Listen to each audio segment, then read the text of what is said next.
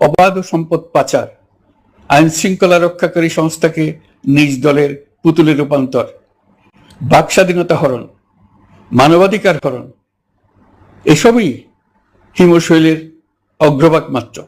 ক্ষমতা কুক্ষিগত করতে ফ্যাসিবাদী সরকার খর্ব করেছে জনগণের সাংবিধানিক ক্ষমতা ও অধিকার। দুঃশাসন, দুর্নীতি, অন্যায়, অবিচার, নিপীড়ন, বিচারের নামে প্রহসনের মাধ্যমে জনসুরক্ষা বিপন্ন করেছে। জনগণকে নির্যাতন, বঞ্চনা ও বৈষম্যের মুখোমুখি দাঁড় করিয়ে দিয়েছে। নতুন প্রজন্মের মানুষ সহ কোটি কোটি মানুষের ভোটাধিকারকে বছরের পর বছর হরণ করেছে।